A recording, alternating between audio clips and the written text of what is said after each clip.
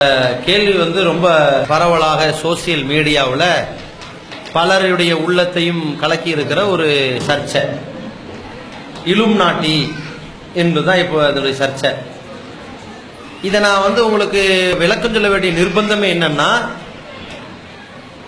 சரியான இஸ்லாமிய நம்பிக்கையில் இருக்கிற ஒருவன் இலும்னாட்டியை கண்டிப்பா எதிர்க்கணும்.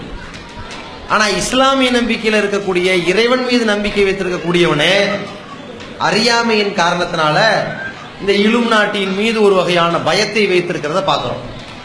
எந்த அளவுக்கு இலும்னாட்டின்னு சொன்னா, இந்த ஒட்டுமொத்த உலகத்தையுமே கிட்டத்தட்ட ஒரு 6000 பேர், சைனா, அமெரிக்கா, ஐரோப்பியா, ரஷ்யா போன்ற முக்கியமான பகுதிகளில் இருந்து ஒரு 6000 பேர், பல கோடான கோடீஸ்வரர்கள், படித்த பட்டதாரிகள், விஞ்ஞானிகள், சீர்திருத்தவாதிகள் ஒன்று திரண்டு உட்கார்ந்து இந்த உலகம் எப்படி இயங்கணும்னு தீர்மானிச்சுக்கிட்டு இருக்கிறான். அவெல்லாம் யாரு? இலும்னாட்டிகள். அவங்க சிம்பல் என்ன? ஒத்த கண்ணு. ஒத்த கண் யாருக்கு இருக்கும்? தஜ்ஜாலுக்கு இருக்கும். அப்ப இவங்கெல்லாம் என்ன கொள்கை? தஜ்ஜாலுடைய கொள்கை.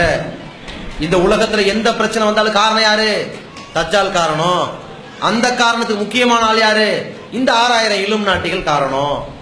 இந்த இலும்னாட்டிகளுடைய சதியால் தான் உலகமே பல பிரச்சனையை சந்திக்குது. எந்த அளவுக்கு தெரியுமா? நான் ஆரம்பத்தில் பேசி 2 கேள்விக்கு பதில் சொன்ன உடனே மைக்கு ரொம்ப தொண்டையை பிடிக்குதுன்னு, இதுக்கு யார் காரணங்கிறீங்க? இலும்னாட்டி தான் காரணம். என்னடா இப்படி லூசுத்தனமா பேசுறான்னு சொல்லக்கூடாது. வெயில் அரியலூர்ல ரொம்ப வெப்பமான, நான் சொல்லுங்க இலும்னாட்டி நம்புறாங்க. திடீர்னு ஃபேன் வச்சீங்க, ஏன் இது இலும்னாட்டியின் சதி, இவ்வளவு நேரம் இல்லாத ஃபேன் எப்படி இப்படி நம்புறான். சில முஸ்லீம்கள் நம்புறாங்க. எப்படி ஏன் இப்படி நம்புறான்னா, இந்த இலும்னாட்டிங்கிறவங்களை பத்தி நம்புறான்ல, அதுல எழுதி வச்சிருக்கிறான், இந்த உலகத்தில் சுனாமி ஏற்பட்டதே, இந்த சுனாமி பேரலையை கடலுக்கு அடியிலிருந்து ஏற்படுத்தியவர்கள் இலும்னாட்டி எழுதி வச்சிருக்கிறான். இவன் என்ன பண்றான்? இருக்கும் இருக்கும். திடீர் புயல் இலும்னாட்டி இருக்கும். ஆகாய வெள்ளம் இலும்னாட்டி இருக்கும். ஏன் இப்படி நம்ப தூண்டுது? உடனே இது சொன்னீங்க, இவங்க எல்லாம் கம்நாட்டிங்கன்றாங்க. இது சரிதான்னா நீ ஒரு இலும்னாட்டி நம்பிக்கை கொண்டவன்றான். இதெல்லாம் ஒன்னும் விளங்காதவங்க, படிக்காதவங்க, நம்மள மாதிரி படிச்சவங்களுக்கு தெரியற மாதிரி இவங்களுக்கு ஒண்ணுமே தெரியாதுன்றாங்க. இப்படி சொல்றவன் ஆதாரம் காட்டணுமா இல்லையா? இந்த உலகத்தை இயக்குறான என்ன இயக்குறான்? எப்படி இயக்குறான்? இயக்கி என்ன செஞ்சுக்கிட்டு இருக்கிறான்? அவன் நோக்கம் என்ன? அந்த நோக்கத்தை எத்தனை பேரை ஈர்த்திருக்கிறான்னு காட்டு. இதானே? அது ஒண்ணுமே கிடையாது. எப்படி நம்புறான்? உலகத்தை 6000 பேர் இயக்கிட்டு இருக்கிறான்னு நம்புறான். இவனுடைய நம்பிக்கை எல்லாமே முரண்பட்டதாகவே இருக்கும். எப்படின்னு கேட்டா, முதல்ல இந்த இலும்னாட்டின்னு இந்த உலகத்துல இருந்துச்சான்னு கேட்டா, அதை நம்ம மறுக்கல, இருந்துச்சு. இலும்னாட்டினா என்னன்னா, ஒரு குரூப், ஒரு குழுமம், சில கல்வி மேதைகள், படித்த பட்டதாரிகள், பணக்காரர்களை கொண்ட ஒரு குரூப். இது எப்படி புரிஞ்சுக்கலாம் கேட்டா, இந்தியாவில் ஆட்சியில் இருக்கிறது யாரு? பிஜேபி. அவர்களை இயக்கிறது யாரு? ஆர்எஸ்எஸ் இல்லையா? இது மாதிரி ஒவ்வொரு பெரிய பக்குவம் அடைந்த முதிர்ச்சியுள்ள கட்சிகளுக்குமே அதை இயக்கிறதுக்குன்னு ஒரு குரூப் இருக்கும். எதனால? இந்த கட்சி வழி தவறிடக்கூடாது. நல்ல கட்சியும் அப்படி குரூப் வச்சிருப்பான், வழிகெட்டவனும் குரூப் வச்சிருப்பான். இப்ப நல்ல கட்சி என்ன செய்வான்? இது வழிகேட்டுக்கு போகக்கூடாதுன்னு அதை கண்ட்ரோல் பண்றதுக்கு ஒரு குரூப் இருக்கும். கெட்ட கட்சி இருக்கான்ல, இவன் நேர்வழி பெறக்கூடாதுன்னு கண்ட்ரோல் பண்ணிக்கிட்டு இருப்பான். இப்ப பிஜேபியுடைய ஆர்எஸ்எஸ் குரூப் இருக்கு, என்ன செய்யும்? இவங்க நல்லது செஞ்சிடக்கூடாது, அக்கிரமம் கரெக்டா செய்யணும், அநியாயம் செய்யணும், அநீதம் செய்யணும், அநியாயம் கட்ட வீழ்த்து விடுகிற அடக்குமுறை செய்யணும், சேவை செய்யாத தடு. இதுக்குதான் ஆர்எஸ்எஸ். அவன் தான் இயக்கிட்டு இருப்பான். சரியா? இப்ப தௌஹீத் ஜமாத்துல நிர்வாகம் தானே இருக்கு, மாநில நிர்வாகம். ஏன் மேலாண்மை குழு, தணிக்கை குழு இருக்குது? இவங்க வரவு செலவுல என்ன பண்றாங்க? ஏதாவது ஊழல் பண்றாங்களா? தப்பு செய்யறாங்களா? ஏதாவது கணக்குலக காட்டாம மறைச்சிட்டாங்களா? அல்லது பொருளாதாரத்தை தேக்கி வச்சுக்கிட்டு செலவழிக்காம இருக்கிறாங்களா? இதை கண்காணிக்கிறது தணிக்கை குழு, அதுதான் இயக்கும். அதே மாதிரி இவங்க கொள்கை வழியில பயணிக்கிறாங்களா, ட்ராக் மாறி போறாங்களான்னு இழுக்கி பிடிக்கும். இது மேலாண்மை குழு. இதுதான் இலும்னாட்டி. சரிங்களா? இது உலகத்தில் இருக்கிற எல்லா கட்சிகளுக்குமே, பிரசித்தி பெற்ற எல்லா கட்சிகளுக்கும், இயக்கங்களுக்கும், சங்கங்களுக்கும் வச்சிருப்பாங்க. இது எப்ப உருவாகுதுன்னா 1776 ஐரோப்பியால ஒரு பயங்கரமான பிரச்சனை வருது. என்ன பிரச்சனை? அந்த நாட்டு மன்னர்கள் மக்களை பயங்கரமான கொடுமைப்படுத்துறாங்க, கேள்வி கேட்ட கொலை செய்யறாங்க. அப்படிப்பட்ட அடக்குமுறை ஃபிரௌன் இருந்தான்ல, அந்த மாதிரி அடக்குமுறை 1700 வருது. சரியா? ஒரு 300-350 வருஷம் முன்னாடி. அப்படி வரும் பொழுது அதே நேரத்தில் மதகுருமார்கள் எப்பொழுதுமே 2 தலைமை இருக்கும் சமுதாயத்தில். ஆன்மீக தலைமைன்னு ஒன்று இருக்கும், ஆட்சி தலைமைன்னு இருக்கும். சில நேரங்களில் இந்த ஆட்சி தலைமையை ஆன்மீக தலைமை வழி நடத்தணும். ஆனால் கூறுகட்ட கேடுகட்ட ஆன்மீக தலைமை இருந்துச்சுன்னு வைங்க, அது வழி நடத்த, அது வழி கெடுக்கும். இப்ப நம்ம நாட்டில் இருக்கக்கூடிய ஆட்சி தலைமைகள்லாம் இருக்குல்ல, பிஜேபி அரசாங்கம், அதையெல்லாம் வழி நடத்துறவன் சொல்றவன் யாரு? ஆன்மீக தலைமைன்னு ஒரு குரூப் வச்சிருப்பான். அவன் வழி நடத்த மாட்டான், வழி கெடுப்பான். இப்ப பாபா ராம்தேவ் சமுதாய போராளி, அவன் 1ஆம் நம்பர் பினாமி. வழி கெடுப்பதற்கும் கெட்ட செயல்களுக்கும் அரசை பயன்படுத்திக்குவான். இவன் காலில் போய் அரசாங்கம் விழுந்து கிடக்கும். ஜக்கி யாதவ் இருக்கான்ல, அவன் யாரு? உருவ கடவுள் கொள்கையே கூடாதுன்னவன், கடவுளை உருவமா செஞ்சு வணங்கக்கூடாதுன்னு சொல்லிக்கிட்டு இருந்தவன் இத்தனை நாளா. அவன் தான் 120 அடியில் என்ன செஞ்சிருக்கிறான்?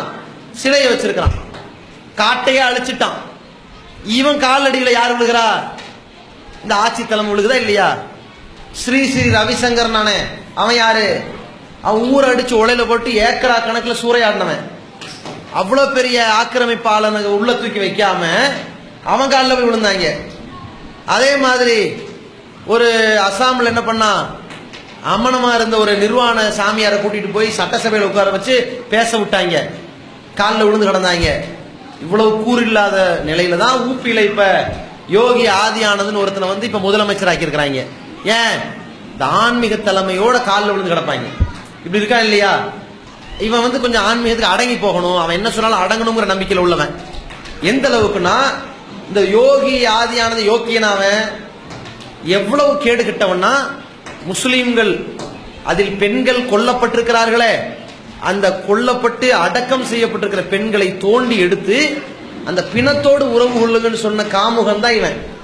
சீஃப் மினிஸ்டர் இருக்கான்ல இவனுக்கு அந்த இடத்தை கொடுத்துருக்காங்களோ பாருங்க. இப்ப ஆன்மீகத்துக்கு இவங்க ரொம்ப அடிமைப்பட்டவங்க, என்ன சொன்னாலும் நம்பிட்டு போயிடுவாங்க. எப்பேற்பட்ட அயோக்கிய ஓம் ஸ்ரீன்னா இறங்கிடுவாங்க. அப்ப அந்த மாதிரி ஒண்ணு ஆட்சிக்கு பயப்படுவாங்க அல்லது ஆன்மீகத்துக்கு பயப்படுவாங்க. ஐரோப்பியால என்னடான்னு கேட்டா, ஆட்சியாளர்களும் கொடுமைக்காரனா இருக்கிறான். சரி, ஆன்மீக தலைவர்கள்ட்ட போய், மடாதிபதிகளா இருப்பான்ல போப்பு, அவன்கிட்டயாவது போய் கேட்டா அவங்களும் கொடுமைக்காரங்களா இருக்கிறாங்க. உடனே அவங்களுக்குள்ள ஒரு முடிவு எடுக்கிறாங்க, நாம இனிமேல் இந்த ஆட்சியையும் அந்த ஆன்மீகத்தையும் வழி நடத்துற மாதிரி ஒரு கண்ட்ரோல் பவர், ரிமோட் கண்ட்ரோல் வச்சுக்கணும் அப்படின்னு முடிவெடுக்கிறாங்க. முடிவெடுக்கிறது யாரு? ஆடம் வேப்ஸ்வேட்னு ஒரு ஆளு, அவன் தலைமையில ஒரு 11 பேர் குழு அமைச்சு, நாம யாரு? செல்வந்தர்கள், விஞ்ஞானிகள், பொதுவான ஆள் சொன்னா கேட்க மாட்டாங்க மன்னர்கள். செல்வந்தர்கள் சொன்னா என்ன செய்வான்? பெரிய பொருளாதார நிபுணர்கள், கார்பரேட் வங்கிக்காரன், பிசினஸ்ல உள்ளவன் சொன்னான்னா அரசு அடிபணிதா இல்லையா? இன்னைக்கு கார்பரேட் சொன்ன உடனே இந்த இந்திய நாடு அரசாங்கம் அடிபணிது இல்ல, அவனுக்காக வேண்டி இருக்கானா இல்லையா? கார்பரேட் என்ன சொன்னா, டேய் எல்லா இடத்தும் ஏடிஎம் வைக்க ஏற்பாடு பண்றான்னா மோடி பண்ணி கொடுத்தாரா இல்லையா? அதுக்கப்புறம் என்ன பண்ணாங்க? எல்லா இடத்துலயும் 10,000 மேல பணம் எடுக்க முடியாது செட் பண்ண சொன்னான், பண்ணி கொடுத்தாரா இல்லையா? 3 வாட்டிக்கு மேல பண்ணா காசு கமிஷன் போடணும்னா மோடி பண்ணி கொடுத்தாரா இல்லையா? அடிக்கடி பணவர்த்தனை நடக்கும்னா பண்ணி கொடுத்தாரா இல்லையா? பணமெல்லாம் எவன் கையில இருக்கணும்? பேங்க்ல இருக்கணும், அப்பதான் எங்களுக்கு இஷ்டத்துக்கு கடன் வாங்க முடியும்னா மோடி பண்ணி கொடுத்தானா இல்லையா? கார்பரேட்டுக்கு அடிவரடியா இருக்கலாம். இதே மாதிரி தான் அவங்க நினைச்சாங்க, நமக்கு கீழே நோக்க நல்ல நோக்கம் தான் அவங்க, நமக்கு கீழே இந்த ஐரோப்பிய கண்டத்தில் உள்ள முக்கிய நாடுகளின் மன்னர்களை வைத்துக் கொண்டால்தான் அநியாயம் செய்ய மாட்டாங்கன்னு உண்டாக்குனாங்க. இந்த எல்லா இயக்கம் கட்சியெல்லாம் தொடக்கத்தில் ஒரு நல்ல நோக்கத்துக்கு சில கட்சிகள் உண்டாக்குவாங்க, அப்புறம் பாலா போயிடும். அது மாதிரி முதல்ல 11 அப்புறம் 14 அப்புறம் 17 அப்படியே ஒரு 20 ஆச்சு. அதோட அந்த குரூப்ல உள்ளவங்க இறந்துட்டான். இன்னைக்கு அந்த குரூப்ல உள்ள எவனும் உயிரோடு இல்ல. 300 வருஷத்துக்கு முன்னாடி வாழ்ந்தவன் உயிரோடையா இருப்பான்? எல்லாம் இறந்துட்டான். அந்த ஐரோப்பியாவில் உள்ள நாடுகளை, அந்த சர்ச்சுகளை, அந்த அரசாங்கத்தை கண்காணிக்கிற ஆட்களும் இப்ப யாரும் இல்ல. ஆனால் அந்த சிந்தனை இருக்குல்ல, ஒரு குழு இருக்கணும், குழு கண்ட்ரோல் பண்ணணும். அது உலகத்துல பல நாட்டில் பெருகிருச்சு. ஒவ்வொரு நாட்டிலும் ஒவ்வொரு மாநிலத்திலும் ஒவ்வொரு ஊரிலும் ஒரு இயக்கத்தை கண்காணிக்கிறதுக்கு ஒரு குழு இருக்கணுங்கிற நம்பிக்கை வந்துருச்சே தவிர, இப்ப இவங்க சொல்ற மாதிரி 6000 பேர் ஒண்ணு சேர்ந்துக்கிட்டு உலகத்தையே இயக்கிட்டு இருக்கிறான், உலகத்துல எல்லா அழிவுக்கும் அவன் தான் காரணம், எல்லா நல்லதுக்கு அவன் தான் காரணம், எல்லா நாணயத்திற்கும் அவன் தான் காரணம், இவங்க தஜ்ஜால் வழியில இழுத்துக்கிட்டு இருக்கிறாங்க, அந்த தஜ்ஜாலை வச்சு இந்த உலகத்தை அழிச்சிருவாங்கன்னு கொண்டு வரான்ல, இது எல்லாமே ஊகம், ஆதாரபூர்வமாக நிரூபிக்கப்பட முடியாத பொய்யும் கற்பனையும் உள்ளது. ஏன் இதை மக்கள் நம்புறான்? அப்ப அதை பத்தி ஏன் அவ்வளவு வீடியோக்களும் கட்டுரைகளை வெளியிட்டு இருக்கிறாங்கன்னு கேட்டா, மக்களிடத்துல ஒரு தியரி இருக்கிறது. என்ன தியரி? கான்ஸ்பிரன்சி தியரின்னு ஒன்னு சொல்வார்கள். அது என்ன கான்ஸ்பிரன்சி தியரினா, மக்களுக்கு நீங்க உண்மையை யதார்த்தத்தை சொன்னீங்கன்னு வைங்க, நம்ப மாட்டான். ஒரு வித்தியாசமா விட்டடிச்சீங்கன்னா ரொம்ப இன்ட்ரெஸ்டா கேட்பான். இப்ப உதாரணத்துக்கு, இல்லப்பா ஜெயலலிதா அவர்கள் உடல்ல சரியில்லை, நல்லா தான் இருந்தாங்க, வரலான்னு இருந்தாங்க, இறந்துட்டாங்க, அட போப்பா இப்படி சொல்லுங்க. அது அந்த வீட்டுல இருந்து திடீர்னு வண்டியில ஏற்றி கூட்டிட்டு போனாங்களா, சரி என்ன ஆச்சுன்னு தெரியல, இப்படி வைங்க பரவிடும். ஏன்? ஊகம். ஊகத்தை நம்புறது தான் அந்த தியரி. இது ரொம்ப இன்ட்ரெஸ்டா இருக்கும், நேரம் போய்கிட்டே இருக்கும். இப்படி அப்படி இருக்குமோ, இப்படி இருக்குமோ, அப்ப அப்படின்னா அப்படி இருக்குமோ, இப்படியே போறாங்க, எதற்கும் ஆதாரம் இருக்காது. இப்போ இவங்க சொல்ற லாஜிக் எங்கேயாவது பொருந்துதான் பாருங்க. அவன் ஒரு கண்ணை வச்சா இப்ப என்ன, இந்த ஒரு கண்ணு எல்லா இடத்துலையும் பரவுது, பரவுனதுனால என்ன சொல்லு? தஜ்ஜாலுடைய கொள்கையை பரவ போறான், தஜ்ஜால் கொள்கையை பரப்பணும் நிர்பந்தமா?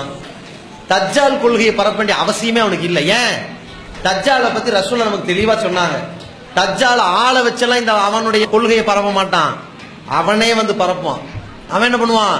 அவனே வருவான், அவனே மழை பொழிய சொல்லுவான், ஒரு குறிப்பிட்ட இடத்துல மழை பொழிய அல்லாவே ஏற்பாடு பண்ணி வைப்பான். மக்கள் மயங்கிடுறானா தெளிவா இருக்கிறான் நல்லா செக் பண்ணுவான். ரசூலுல்லாஹ் சொல்லிட்டு போயிட்டாங்க. அவனே ஒருத்தனை உயிர்ப்பிப்பான், அவனே ஒருத்தனை கொல்லுவான். இத்தனை வேலை நடக்கும்ல, ஒருத்தனை கொல்லுவான், அதுக்கு பிறகு உயிர்ப்பிப்பான், மீண்டும் அவனை கொல்ல முடியாது. ஆனா இந்த சோதனையை பார்த்து இந்த மக்கள் என்ன பண்றாங்க? செக் பண்ணுவான் அல்லாஹ். அவனே தன்னை கடவுள் என்று ஏமாத்துவான், அதுக்கு ஆளை வச்செல்லாம் செய்ய மாட்டான், அவன் ஒரு ஆளை செய்வான். இவன் எப்படி நம்புறான்? ஒரு 6000 பேர் இருக்கிறார்கள், 8000 பேர் இருக்கிறார்கள், அவர்கள் தஜ்ஜாலை வணங்கி கொண்டிருக்கிறார்கள். என்ன வணங்குறான்? என்ன வணக்க வழிபாடு சொல்லு? அதன் மூலம் ஆளை எப்படி திரட்டினான் இப்படி சொல்லு. இந்த 6000 பேர் உலகத்தை ஆள்றான்ல, இந்த ஆண்டதுனால எவ்வளவு பேர் தஜ்ஜாலை வணங்குறவனா உண்டாயிட்டான், அதை காட்டு. அதனால உலகத்துல என்ன மாற்றத்தை உண்டாகணும்னு காட்டு. எல்லாம் ஊகம். சரியா? அல்லாஹ் என்ன சொல்றா? இன்ன பாலல் லன்னி இஸ்முன், ஊகத்தில் அதிகமானது என்னவா இருக்கும்? பாவமாக இருக்கும். அதனால ரசூலுல்லாஹி ஸல்லல்லாஹு அலைஹி வஸல்லம் சொல்றாங்க, ஈயாக்கும் வல்லன்ன, கற்பனை பண்ணாதீங்க, கற்பனை செய்வதை விட்டு உங்களை எச்சரிக்கிறேன். இன்னல் லன்ன அக்தபுல் ஹதீஸ், கற்பனை செய்றீங்க, யூகம் பண்றீங்களே, இந்த ஊகம் தான் அதிகமான பொய்களாக இருக்கும். நாங்க ரசூலுல்லாஹ் இருக்கா இல்லையா?